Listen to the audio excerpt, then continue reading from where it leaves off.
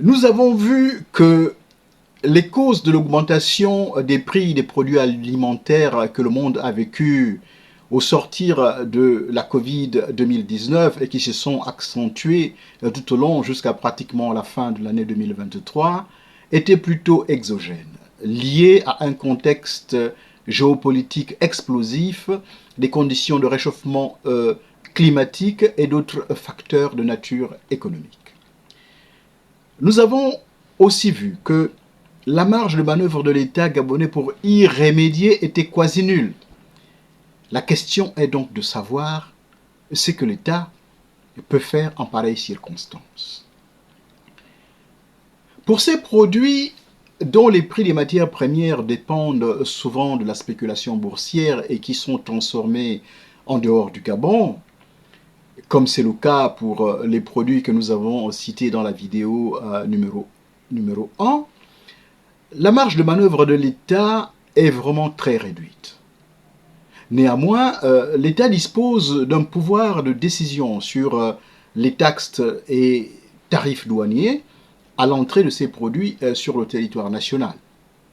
En effet, une baisse ou une suppression totale des tarifs douaniers contribuerait à ne pas aggraver la hausse des prix des denrées alimentaires une fois arrivés au Gabon. Mais ceci aura des répercussions sur les recettes de l'État. Les tarifs douaniers, comme vous le savez, contribuent aux recettes de l'État. Par conséquent, diminuer ou annuler complètement ces tarifs ne serait certainement pas une solution viable et surtout pas durable. Le deuxième levier dont dispose l'État pour réduire le coût de la vie, c'est de faire augmenter les salaires, vu que l'augmentation de la référence des prix équivaut à une diminution du pouvoir d'achat. Toutefois, cette mesure pourrait aussi avoir des répercussions négatives. En augmentant les salaires, les dépenses de l'État vont aussi augmenter, et ce, au détriment des investissements, de la construction des infrastructures, etc. Sans oublier que les chefs d'entreprises du privé pourraient ne pas suivre la cadence, car les charges sociales vont augmenter également. Et ceci pourrait aboutir à des licenciements, puis à des dépôts de bilan de la plupart de ces entreprises, ce qui va encore réduire un peu plus les recettes de l'État, en plus d'engendrer le chômage. Par ailleurs, l'augmentation des salaires va nourrir de nouveau l'inflation, qui va générer à son tour une augmentation des prix au niveau national cette fois-ci. C'est vraiment le chat qui se mord la queue. Mais quid des quelques denrées qui sont fabriquées au Gabon, telles que le sucre, l'eau minérale, l'huile de palme, pour ne citer que cela. Pour ces quelques produits fabriqués au Gabon, le gouvernement dispose certainement d'un levier conséquent pour alléger les prix. En effet, lorsque les produits sont fabriqués au Gabon, comme c'est le cas du sucre de Sucaf, l'eau Anza de Lekoni et l'huile de palme de la marque Cuisinor produite au Gabon par Olam, les effets de l'inflation devraient être suffisamment maîtrisés. Or, ça n'a malheureusement pas toujours été le cas pour ces produits, comme on le sait. Pourquoi y a-t-il eu des pénuries de sucre au Gabon alors que celui-ci est fabriqué sur place? C'est une question que l'on pourrait se poser. Très souvent, les explications données par la direction générale de SUCAF pour expliquer ces pénuries du sucre au Gabon tournent autour de l'indisponibilité du réseau ferroviaire qui assure le transport du sucre vers Libreville. Ici, si tel est le cas, l'État devrait endosser les pleines responsabilités. Car comment comprendre que la distribution du sucre soit interrompue tout juste à cause de l'indisponibilité du réseau ferroviaire. Pourquoi n'y a-t-il pas des routes en bon état pour suppléer la voie ferrée? C'est au gouvernement d'y répondre.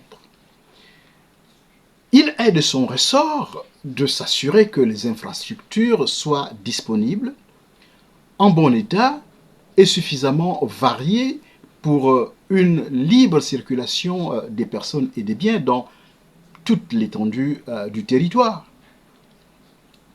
Par ailleurs, l'État pourrait demander à la compagnie de transport ferroviaire, si ce n'est pas déjà fait, de se doter d'un réseau ferroviaire aux normes et suffisamment fiable par rapport aux activités qu'elle mène. Les mêmes causes, pratiquement, sont souvent données pour expliquer aussi les pénuries de l'OANZA, c'est-à-dire l'indisponibilité du réseau ferroviaire.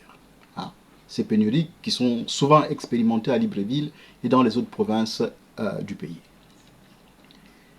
Car sans infrastructure adéquate, aucune économie dans le monde ne peut être viable et pérenne. Il appartient donc à l'État de prendre ses responsabilités en conséquence. Quant aux pénuries de l'huile Cuisinor, bien malin, c'est lui qui pourrait expliquer les raisons véritables, sachant que les matières premières se trouvent en grosse quantité au Gabon et que la transformation s'est faite également sur place.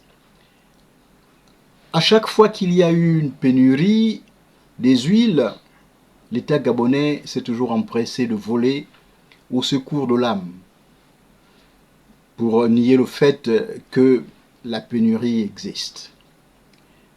Allons donc comprendre. Au mieux, la faute a toujours été rejetée de façon systématique, je dirais démagogique et sans fondement, sur les distributeurs et les revendeurs, pour justifier cette fois-ci la sortie de la DGCC, le bras séculier de l'État, afin de créer en réalité l'illusion, parce que personne n'est dupe. Or, ce que l'on constate, c'est que les exportations de l'huile de la marque Cuisinor, comme par hasard, battent des records d'une année à une autre. On trouve beaucoup plus de cette huile à l'étranger qu'au Gabon. Il est donc fort probable que ceci explique cela, car il y aurait une préférence pour la vente de cette huile à l'extérieur du pays plutôt que de la vendre sur place, et d'où les pénuries observées sur le territoire national. D'ailleurs, un audit conduit par un cabinet privé serait le bienvenu pour faire jaillir la lumière sur cette question. Voilà ce que nous pouvions donc dire sur cette deuxième vidéo. Dans la troisième et dernière vidéo sur la vie chère, nous verrons qu'il existe des actions beaucoup plus pérennes que le gouvernement devrait prendre pour maîtriser l'effet de l'inflation des denrées alimentaires et tous les autres produits d'ailleurs.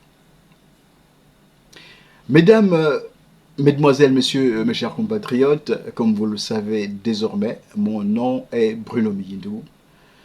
Je vous remercie de m'avoir écouté et je vous dis à très bientôt dans la troisième vidéo. Je vous remercie encore une fois.